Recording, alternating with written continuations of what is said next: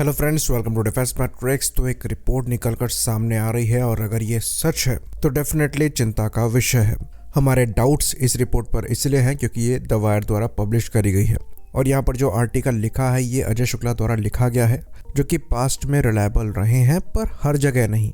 तो इस रिपोर्ट में ये मेंशन किया गया है कि यूएस द्वारा $3 बिलियन की जो ड्रोन सेल होने वाली थी, जिसके अंतर्गत इंडिया को 31 MQ-9 सी गार्डियंस और स्काई गार्डियन ड्रोन्स प्रिक्योर करने थे, उस पर रोक लगा दी गई है।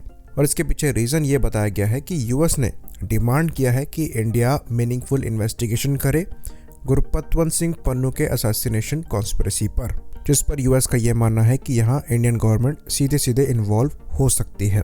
तो खालिस्तानी गुरपतवंत सिंह पन्नू इंडिया में वांटेड है और इसके पास ड्यूल सिटीजनशिप है यूएस की और कनाडा की, जहाँ से ये इंडिया को धमकियाँ देता है और उसे फ्री स्पीच के नाम पर देने दी जाती है।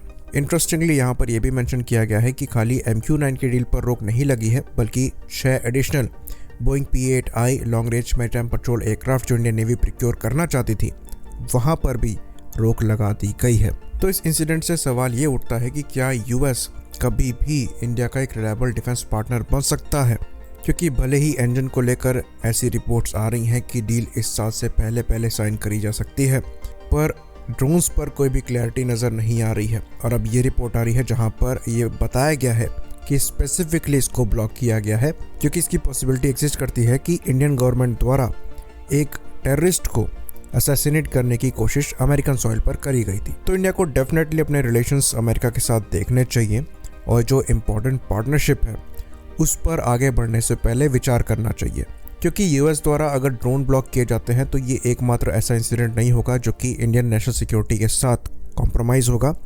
दूसरा इंसिडेंट ये है कि जो इंडिया के अगेंस्ट प्लानिंग कर रहे हैं उनको यूएस में यूएस की सिटीजनशिप मिलती है, साथ ही साथ प्रोटेक्शन मिलता है। तो MQ-9 एक अच्छा ड्रोन ज़रूर है, काफ़ी ज़्यादा कैपेबल भी है, लेकिन हमें ऐसा लगता है कि हमें ऑल्टरनेटिव्स देखने चाहिए। अनफॉर्चुनेटली हमारा जो डोमेस्टिक प्रोग्राम है यहाँ हमें सक्सेस नहीं मिली है, पर ऑपरेशनल रिक्वायरमेंट्स को पूरा करने के लिए हम इजराइल की तरफ आगे बढ़ सकते हैं। जो हेरॉन TP है या फिर IAI ईटन है, ये एक अच्छा ऑल्टरनेटिव हो सकता है। और अगर आप यहाँ पर कॉन्फ़िगरेशन देखेंगे तो जनरल कॉन्फ़िगरेशन में जो इजरायली एरोस्पेस इंडस्ट्रीज का ईटन है ये MQ-9 से बेहतर है। साथ ही ये इजरायली ड्रोन है तो यहाँ पर आपको ज़्यादा बेहतर कस्टमाइजेशन ऑप्शंस भी मिल जाएंगे। साथ ही साथ इन ड्रोन्स के साथ टर्म्स और कंडीशन की लिस्ट भी नहीं आएगी। हम इवन यहाँ तक कहेंगे कि जेट इंजन्स को लेकर भी हम ऑल्टरनेटिव्स देख सकते हैं। ऑल्दो जिस हिसाब से सिचुएशन नज़र आ रही है, ऐसा लगता नहीं है कि यूएस द्वारा जेट इंजन की डील में किसी भी तरीके की रोक को लाने की कोशिश करी जाएगी, क्योंकि वहाँ पर अगर ऐसा किया जाता है तो यूएस और इंडिया के रिलेशन काफ़ी ज़्यादा ख़राब हो जाएंगे, क्योंकि इंडिया काफ़ी हद तक रिलाई कर रहा है इन जेट इंजन्स पर अपने फ्यूचर को लेकर। फिलहाल के लिए MQ-9 उतनी बड़ी प्रायोरिटी नहीं है जितने बड़े जेट इंजन्स हैं, पर फिर भी एक अनरिलायबल पार्टनर पर ज़्यादा भरोसा करके इतनी इम्पॉर्टेंट डील को करना भी प्रॉब्लमेटिक साबित हो सकता है। तो ये चीज़ हम आपको बता दें कि इनके MQ-9 के भी ऑल्टरनेटिव्स एग्जिस्ट करते हैं, साथ ही साथ इनके जनरल इलेक्ट्रिक F414 इंजन्स के भी ऑल्टरनेटिव एग्जिस्ट करते हैं। अगर यहाँ पर हम रोल्स रॉयस पे रिलाई नहीं करना चाहते, जिनके EJ200 इंजन्स हमारी एक्चुअली पहली चॉइस थे, तो हम फ्रांस के साथ आगे बढ़ सकते हैं और साफरान के स्नेकमा M88 इंजन्स के एक ज़्यादा थ्रस्ट वाले वर्जन पर काम करके उन्हें इंडिया में प्रोड्यूस कर सकते हैं। और ये प्रपोजल साफरान द्वारा पहले भी ग्रिपिन के लिए किया गया था। बाकी अच्छी खासी पॉसिबिलिटी नज़र भी आ रही है कि हम फ्यूचर का जो जेट इंजन है ये फ्रांस के साथ मिलकर ही बनाए, तो इस मामले में भी हम दोनों साथ में काम कर सकते हैं। खैर, जियोपॉलिटिक्स में एकदम से एंटी होना भी सही नहीं है, पर हमें यूएस के साथ अपने रिलेशन को बहुत संभल के आगे बढ़ाना होगा। आत्मनिर्भरता ही हमारा मेन गोल होना चाहिए, तभी हम यूएस के साथ इक्वल टर्म्स में बात कर सकते हैं।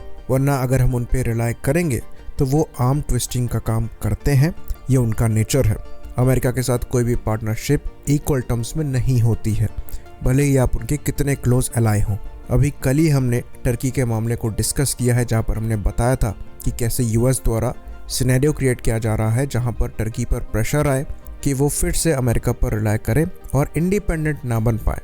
आई होप चीज़ें यहाँ पर क्लियर रही हों। इसी बात पर इस वीडियो को भी हम ख़त्म करेंगे। लाइक करिए, सब्सक्राइब करिए। जय हिंद।